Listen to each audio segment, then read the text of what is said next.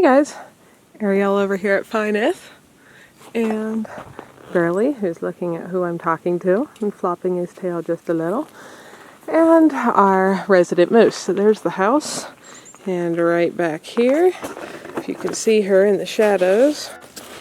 Yeah, she's hard to see right there because the light's such a harsh change to under the trees. But anyway, I think that's the same moose that came by the other day. She walked up the driveway this morning and around the van and around the wood pile. They're enjoying sticking to the plowed off places because snow's getting pretty deep for them. So anyway, Burley saw her earlier and he barked to warn me, and I told him thank you, and now we're chilling back here. Anyway, she's been curled up there for a couple hours now. She might stay for the whole day. Hard to see with her head tucked down there. She just looks like a brown lump. Anyway, it is cold. Kind of cold where these kinds of things happen. Boiling water will freeze solid before it can even hit the ground.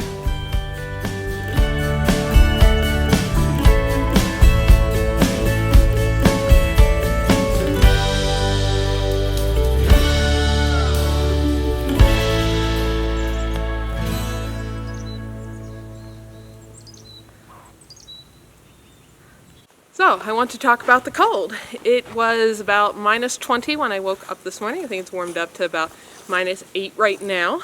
If you hear scratching in the snow, that's Burley running around in the snow right behind the camera. Anyway, it is cold across a lot of the country right now. I know a lot of you are even colder than us for a change. And I've heard and seen several discussions about staying warm in a tiny house and is it possible? And people saying, no, it's not. Clearly no one could be comfortable in those temperatures and so on. And so I wanted to do a little bit of a video addressing that. I'll look at a few things outside and then go inside and talk as well. So outside, there are quite a few issues that relate to being able to stay warm.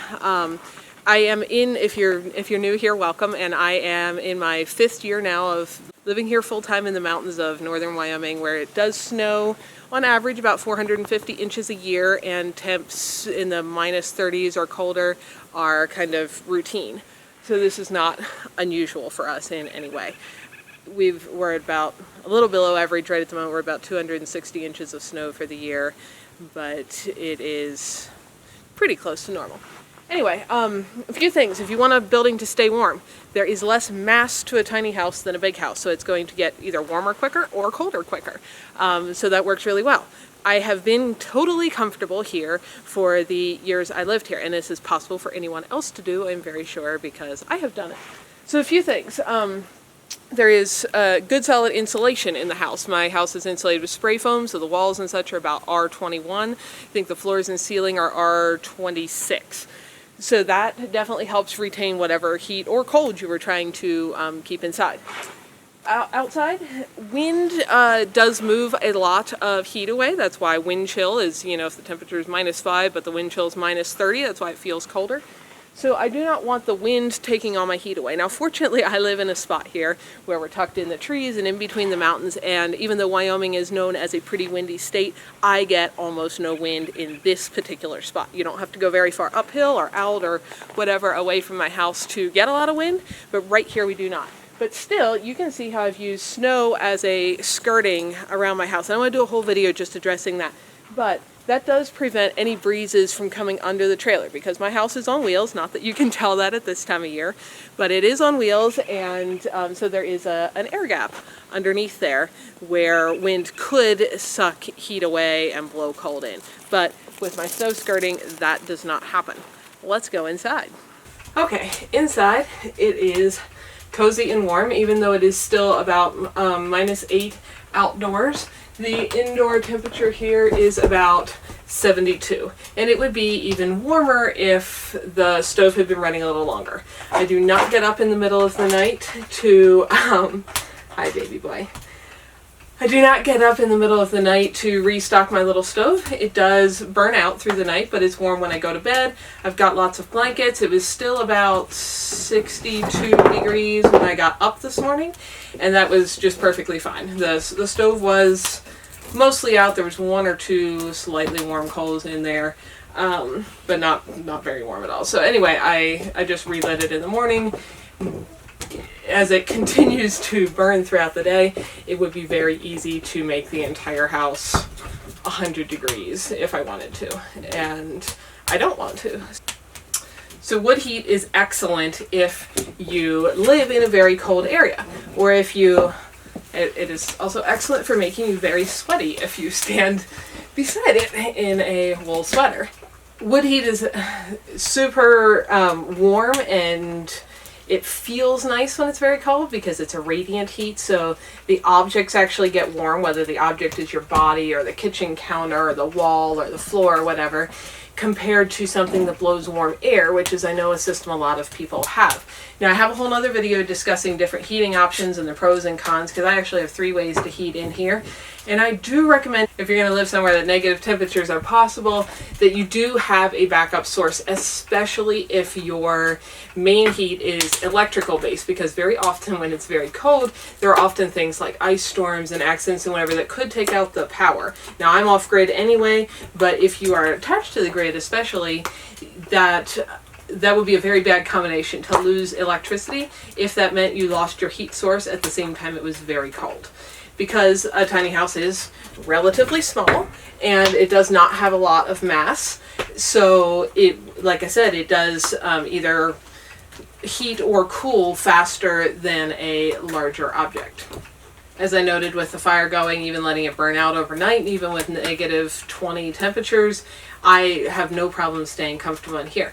Now, I do have a built-in propane heater that is vented, and so that blows warm air. I used that for the first winter I was in here. I certainly was okay, but that is not nearly as comfortable. For one, when the air is the only thing warm, it doesn't really warm up the objects. Like the countertop doesn't feel warm, the floor doesn't feel warm, and so on. And then if you open the door to go out or get something or whatever, the so much of the warm air that you've used your energy to heat up races out the door, and the objects are still cold, so it takes a while to feel comfortable again. That's one of the reasons I really do love wood heat or other radiant heat sources. Wood may not be the most practical where you live. I live in the middle of, sadly, a few million acres of trees that have been killed by pine beetles, so there is a lot of dead standing firewood here, so that's a very good option for my location. So if you're going to be somewhere cold, have heat and have a backup heat option, especially if your main heat source is electrical of whatever kind, whether it's an electrical heater that radiates heat or blows heat or heats the floor, whatever, because it is very possible for the electrical things to break down, and that does tend to happen more often when it's very cold, and that's just a really, really bad combination. So I want to emphasize that everyone can be warm and live comfortably in a tiny house in very cold areas. It is totally possible. I have done it. I am still doing it. I've been doing it for 5 years. I have other friends who have lived in tinies in this area and in other cold areas like Michigan and Alaska and so on. So it is very possible. But if you are not prepared and not set up for the cold, then you can have problems quicker even than a big house, because things do cool off quicker. Now, staying warm is a big part of it, and having a well-insulated house is a big part of that. One of the other biggest things people have problems with is liquids freezing up. If you have liquid coming into your house in the form of water, or liquid leaving your house in the form of water, sewer, urine diverters, sink drains, whatever, those are places that are likely to freeze. Now, in a big house attached to the ground, normally you have less problem with that, because these things tend to be, not the big houses don't ever freeze up and have plumbing burst, because that certainly happens. But they tend to have less problems because they're bigger, they hold more heat, and the plumbing tends to be internal to the house and then goes straight into the ground. And ground temperature, at least once you get a certain number of feet down, is normally above freezing. But the air temperature is certainly not above freezing. Minus 20 is 50-something degrees below freezing. And this is Fahrenheit. I live in the US. I know the Celsius scale makes more sense, but it's not the one I'm most familiar with using. So that can be an issue. For me, what I have done, because I do live in an area that is consistently cold, a lot, and we can even get snow and freezes in the middle of summer, is I simply have no external plumbing. Again, if you're new here, I am off-grid, and I have whole videos about my water system and so on if you're interested in that topic, but my whole water system is internal. I fill an internal tank that's right back there in my kitchen, and then it goes, I have like 18 inches of plumbing or something from that tank to the faucet and into the shower and so on. So there's only a little bit of plumbing. It is all inside the walls.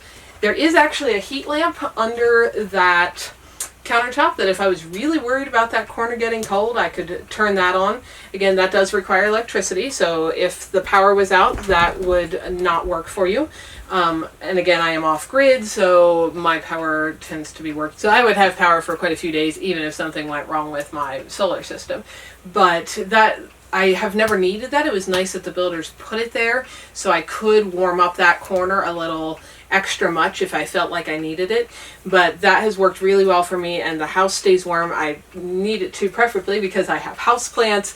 I have canned food in glass jars and such that I've done from my garden produce. I don't want those to freeze and burst, so it would be a fairly big deal to me if my house got down below freezing. So that is not something I want to have happen. So the fact that none of my water comes into the house versus via some external hose or something like that helps, because a lot of tinies are hooked up with something like a garden hose, which is probably above ground, or even if it's buried for part of its length, is then above ground to come up to the trailer if we're talking a tiny house on wheels. So there's some gap where it's up in the air there where it tends to freeze up. Now you can get heated hoses, you can wrap them in heat tape, but again, those things require electrical power. So if you either have a limited amount like I do because I'm off grid, that's not a very good option. Or if the power goes out, then you are in trouble. So that's how my water comes in. I do not have anything external that can freeze up with it coming in. And again, more water details, I'll link to that video down below because I don't want to get into all that here. Now going out, that can also be a problem. I have had my drain freeze up once, and I have a whole post about why that happened and why it's never happened again. But that is inconvenient. I've seen several people discussing recently they had drains freeze up, their sinks won't drain, their toilets aren't draining, they've got urine backing up into their house, which is nasty and gross and very inconvenient. So we don't want that kind of thing to happen. Again, I resolve a lot of these issues by I just keep things internal. I have a composting toilet. Again, lots of videos detailing info on that, but that means that I don't have anything from the urine or sewer side of things draining to outside in any manner that can freeze. I just have to go empty them, but that doesn't freeze up a drain. So that works really well for me. And then the sink does drain to the outside. It drains from right under the trailer and then filters through the rocks and waters the trees beside my house. And that has worked really well. And again, I'll link to the poster the one time I had it freeze up. But generally, as long as you have room temperature at least, or warm or hot dishwater or whatever going down that drain, because there's only a very short piece of it outside that will, even in these kinds of temperatures, the water flushes straight out and doesn't freeze until it's into the ground. And so I do not have, in 5 years now, I've had that incident once, and it was basically because I left ice melting slowly in the sink, which was not a good plan because it dripped slowly down. It was pretty cold and refroze because it wasn't a sink of water or whatever draining all at the same time that could get out of the pipe before it iced up. I do actually have heat tape on that drain pipe, but again, I don't have the power here to run it.